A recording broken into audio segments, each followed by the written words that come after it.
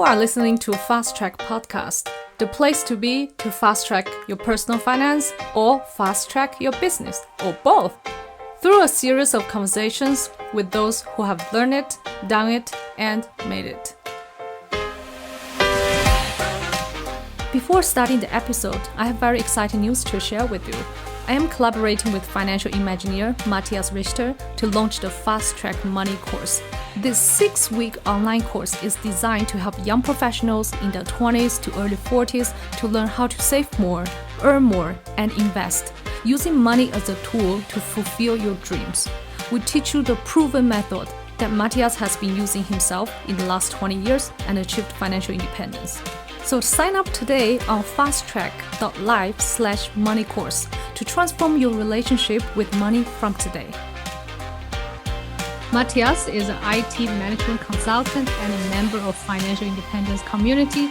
He lives with his wife and 2 kids in Cologne, in Germany. So since 2018, he's running the Financial Independence, so FI, Europe podcast and the Cashflow Game community in Cologne. And in his podcast, he interviewed a lot of people and talking about the financial independence and retire early. And in this episode, I'm going to ask him how he started getting interested in financial independence and retire early, this topic, and why he started this community and what his money philosophy, what his investment philosophy, and shared his personal experience with you. So you can also benefit from his learnings. So welcome to Fast Track Podcast, Mathias. Hi, Yazi. Yeah, good to be here. First time. Yeah, you are also a podcaster, and I think I listened to a few episodes in the past. And what I like about it is like you literally interview people from different parts in Europe, and you know they share their own stories. And today I'm so glad to have you come here to our show. So let me start with the first question. We all know that financial literacy was not taught in school, and where did you learn personal finance? How did you get interested in this topic? First of all, it's a cool feeling to be on the other side of the microphone. So I have a little bit of anxiety, but anyway. I started already in school. I think even before school, I had way too many Dagobert Duck comics. This duck from Disney that has a lot of money. And then in school, I also was interested. I can remember that in the English or in the German lessons, people were talking about stuff, and I just had the economics part of the newspaper where I just was reading about stocks and the companies. And I was totally interested in this. What in the 90s? In the 90s, it was really cool, the media industry. So it was really evolving from just having 2 channels to 30 channels. You have pay TV and so on. So I was interested in that industry and also a fan of some of the companies instead of being fan of a football teams. And then I also got 2 stocks later when I studied. I got 2 stocks from my parents because they made a loss on it because they bought it at the wrong time. They bought it at the year 2000, 2001. And they said, okay, this is not worth anything. I can give it to my son. And then I was, during my studies, I was just researching these stocks, if I could sell them and when. And then I also came across other stocks. And I digged really deep.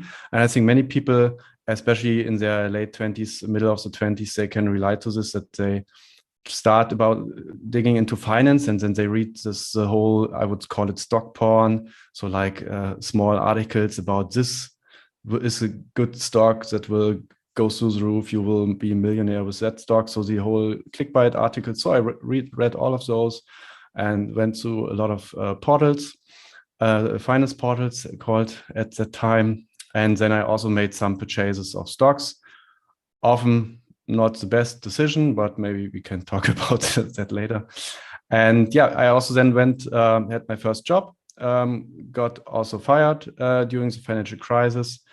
And then I started with crowdfunding because that was a time when there was a Web 2.0 and digital startups. There were a lot of digital startups and there were these new equity crowdfunding companies or portals. and they just jumped or invested in some of those 2012, 2013, and also exited some of them. And I invested in a couple of companies.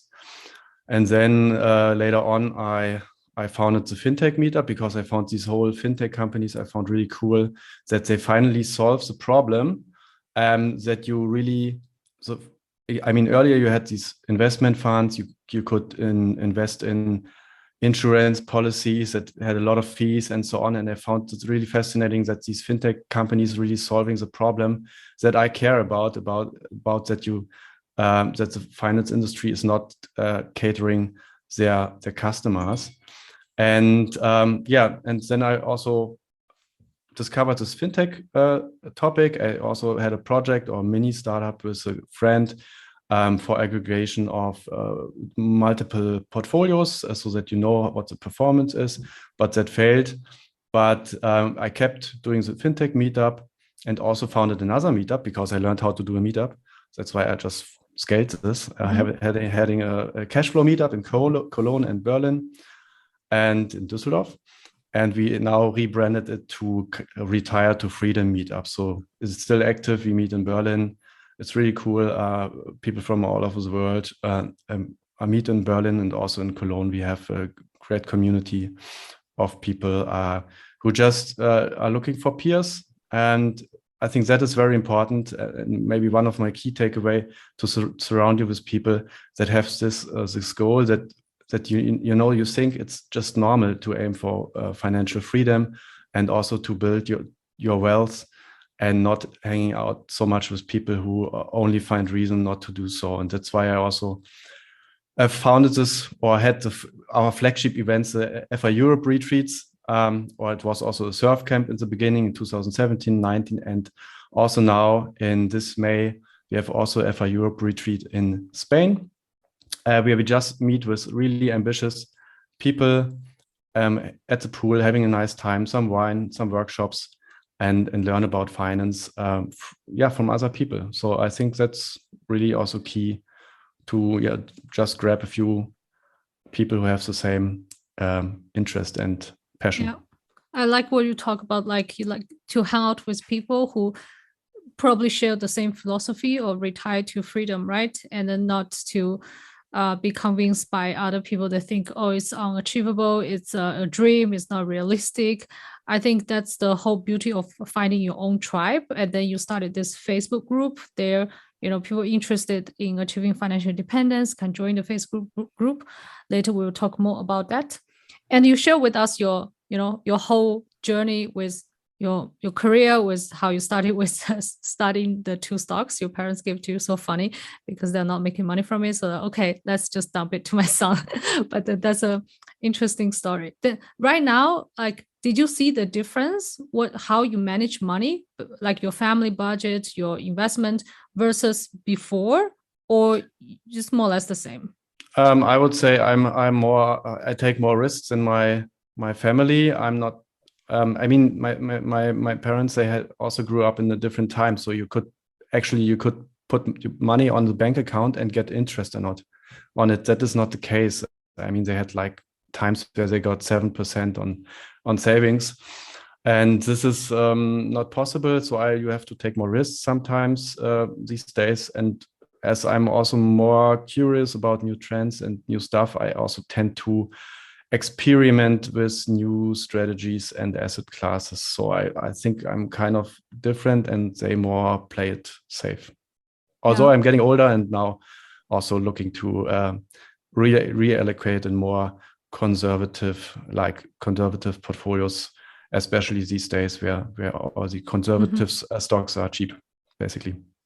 So what is your investment strategy? Let's just say this is not financial advice, right? We just like share your personal your decisions on how you allocate your investment, just for reference. Investment strategy is to have at least to have also a portion where I can experiment, because I like it, just trying new things, like for example in the DeFi space. You can also anyway, so the most, or I would say I have the most of my money in stocks, and then I have like another, let's say 30% or even more than 30%. Then I have some crypto and some more risky things like derivatives and peer-to-peer lending and some startup shares also. And then I have to dig into each of these pieces of the pie with sub-strategies. For example, in stocks, I have my own growth portfolio. That's what I manage myself mostly. And then I have also more conservative parts where I have a value and quality focused portfolio. So, and because I cannot kind of do everything because I have other things to do, I also use ready-made strategies. For example, if you buy an ETF, that is a strategy, or you can have a certificate that replicates a certain strategy, or you can also just buy a newsletter from any wealth manager or publisher that is also taking care for a certain investment strategy. And I see myself more like the portfolio manager who's managing these strategies and maybe switching them and also reallocating the money depending on the market situation. Yeah.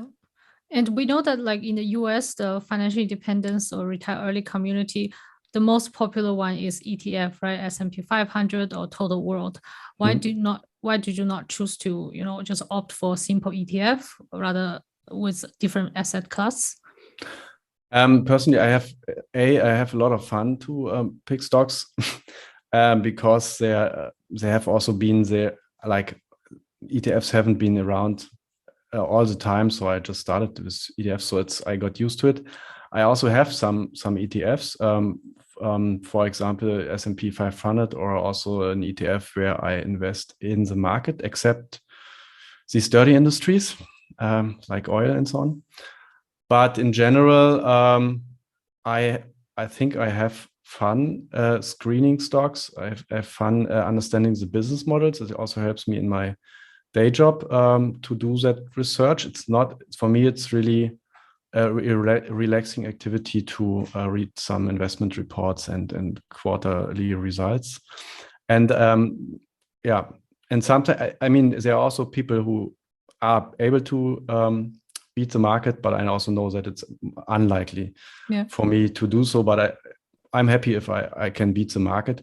And if I want to make more money, I have like these smaller portions of my portfolio with derivative strategies where I at least have, based on my research, I can make more percents than the 7-8% I get in the ETF. So I have some smaller portions of my portfolio where I can just make more money.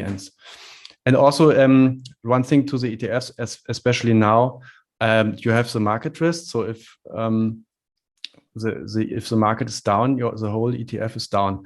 But if you, for example, have an ETF and combine it with really boring military or food stocks or like Nestle, Munich Re, then you don't have these big drawdowns that you have, for example, when there's suddenly a war in Europe or some coronavirus. Because usually when there's a crisis, people try to put their money into value stocks and that fulfill basic needs of the people, like food industry and so on.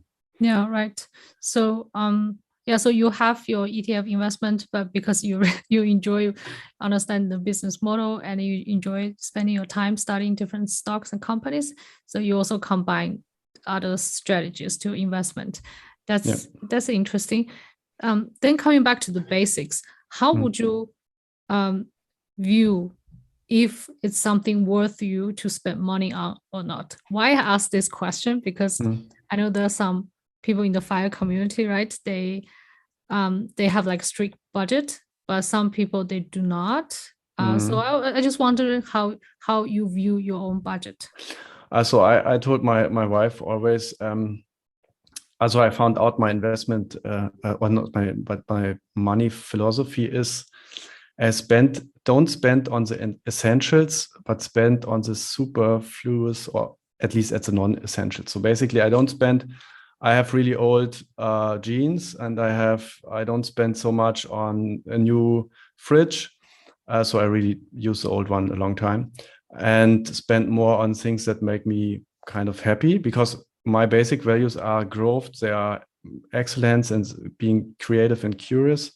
And that's why I like to spend on that, like having a trip with friends or like-minded people, or for example, buying a book, buying a new web tool that caters to my needs, to my hobbies and interests. And also spending in experience. So that's, for example, we have even, you won't believe it, we rent a car for 1 year because we had booked a lot of cars during Corona, and now we really enjoy to stay in the nature. So we just booked a car to go more for camping, to visit also friends in not so big cities. And just, we have also this app called Komoot, where you find hiking passes around cities that you don't know. And that's why I spend on that. Although we really don't need a car. I can really walk everywhere.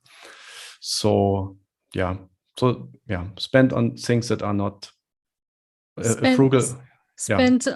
Do not spending too much on the essentials, but spend on the non-essentials, which brings you happiness or make you feel like this quality of life, or what you enjoy doing. Yeah. That's interesting, because recently I was browsing through a lot of furnitures, because we are going to move soon. Then I thought, okay, the sofa, I'm going to have it for 10 years. I need to find a good quality sofa or replace my current one. I just have those, ideas how to put up together interior stuff. But then this is interesting, like, do not spend on essentials. I also spend, for example, furniture. Usually I don't spend so much on it, but sometimes I also really, then it becomes my hobby. So I'm really curious in interior design, and then I also spend on it. But usually I don't have to design no time to think about it. Then I go for the cheap one, or just leave it as it is. And then recently we also have been on YouTube and the TV with a movie called Rente mit 40. So I think 2 million people or more have watched it. And there I spent 10K on my kids' room, because we had the ability, that was a chance to stay in our flat, having an additional room for my home studio or home office. And also then we had the idea, okay, how can we stay here in the flat with 2 kids?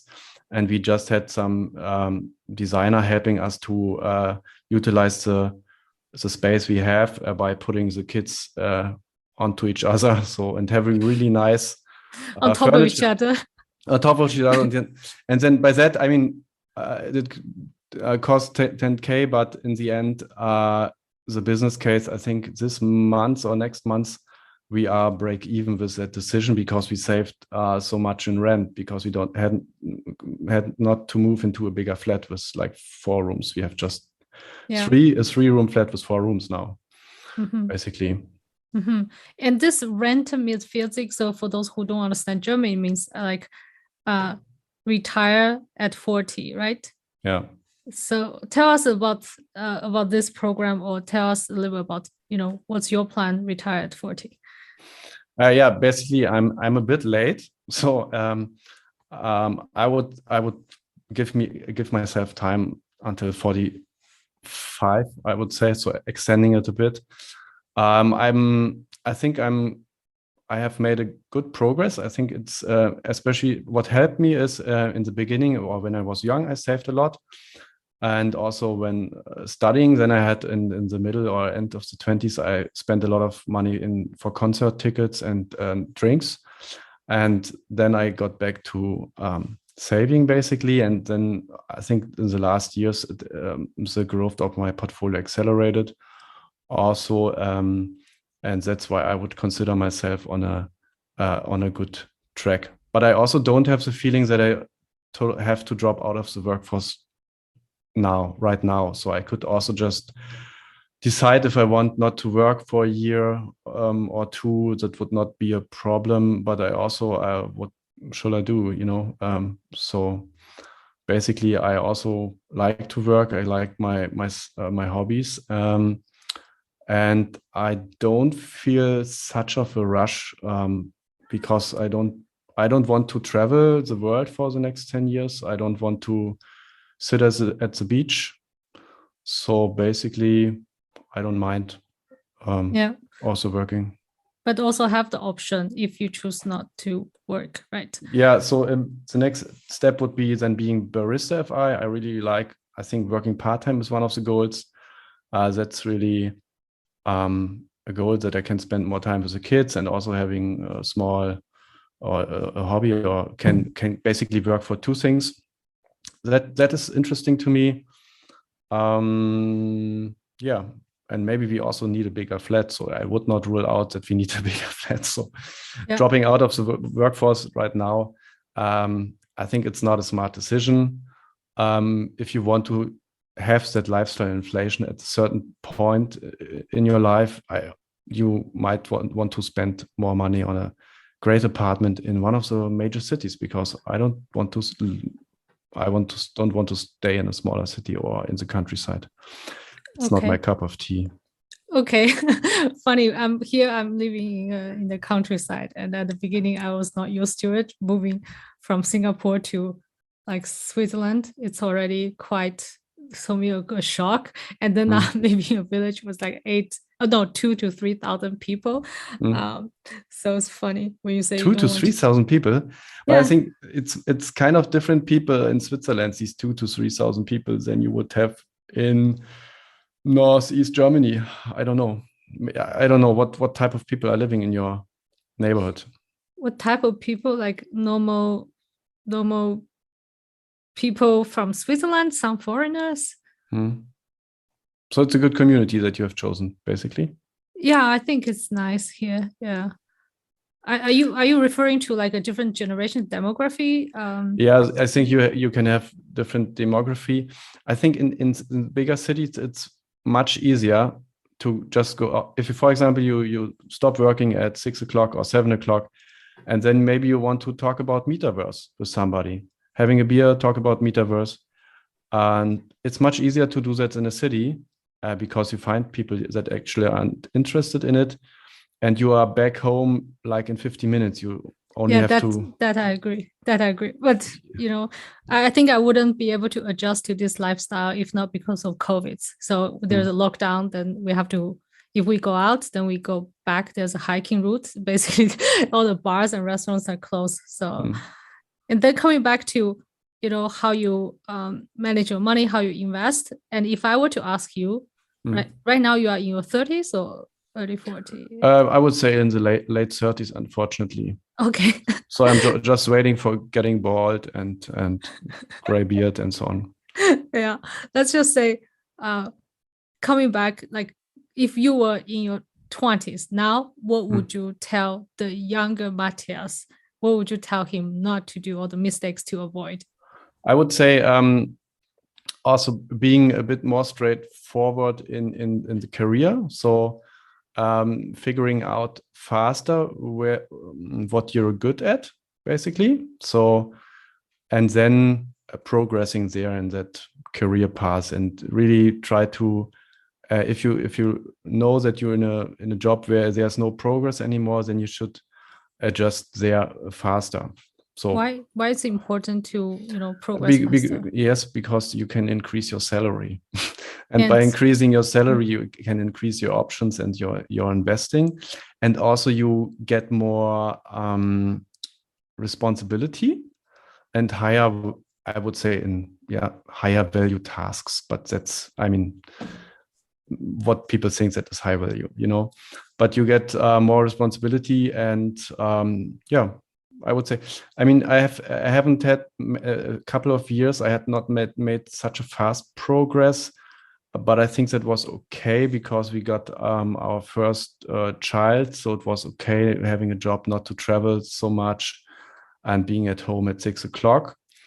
So that it had also good. Yeah. things. So that's one idea. Another idea, of course, is to choose. I think you have to choose in the beginning. Many people study also social science and things that are not well paid, or entering companies that are not in a good industry to start. I think choosing an industry where there's the money and where there's a progress and that shapes the world, like currently it would be DeFi, metaverse, maybe also logistics, and e-health. So the industries, or biotech. So the industries that are in focus for the next 10 to 15 years, there I would put my focus on, and not starting in somewhere where you can't win anything because everybody is in cost-cutting mode. Yeah. So to increase your human capital and then to increase your earning power, so that speed up the actually financial independence, time to achieving financial independence. And then now you are in your late 30s, you aim like mid 40s to have the option to retire or half retire. Can you share with us or help our audience to understand this concept? Like how can someone to retire early? Because in their mind, in a lot of people's mind, they need to have like a lot of money. Then they use them, little by little until they die. But that's not the case. So can you explain us a little bit how you design it? Spending. Okay, understood. I think I want to go to a certain threshold of money with growth strategies, and then I would slowly progress to lower risk strategies, but also to income strategies. So right now, I would maybe, if you're young, you can invest in growth stocks. You can hold them, and later on, you want to have a certain income stream. So you would potentially invest in real estate. You would invest in low risk peer-to-peer lending, or in REITs, or in dividend stocks, and so on. So I think when you pass a certain your FI number or your barista FI number, where you can just need to work part-time, then you would switch to income investing strategies. Yeah. So that's the idea. I don't personally count my pension from the state government. I don't know why. I think in Germany they have done a poor job in the pension schemes. I think the UK, the US is much better. That you can save tax without paying tax. So you can just put things into a tax advanced wrapper, and you don't have to pay tax basically. I think that's coming here in Germany soon. So in Germany there's no. Are you referring to like a Roth IRA similar, or additional pension fund? Yes, the Roth IRA, and I think there's one in the UK too. In Germany there's only Riester. It's called Riester. There you have to pay a lot of fees to insurance companies, and there's Rürup for the freelancers, and there you also have to pay a lot of fees. And if you go to a broker or ask for some advice, they just tell you, okay, I know it makes no sense, but I don't have anything else to sell to you. So that's, I think the new government, they know that they need to fix it, and they will provide a new scheme for that. Okay.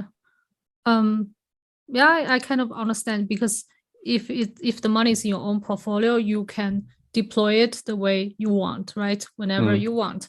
But if it's in pension fund, sometimes it's difficult for you to have an influence on how to use the money, how to invest the money, or how to take them out. So how to take them out is difficult, and also the fees. So you can there are some new products where you can even invest in ETFs, but you have still too high. The fees are too high. Yeah, they are more than you would pay if you just would open a robo-advisor account or buy an ETF. Basically, you have these management fees. Yeah. That's a good point, because I think many people might not pay attention to their pension fund because the money was deducted from salary every month. They don't see it. They don't know about it. But it's still important to know, where your money goes and how much you have in your pension fund, so that you can plan your retirement. Or like you, right? If you don't count your pension, you just build up your own nest retirement money for retirement over time, that's even safer. Then the pension comes on top, right? So let's hope for that.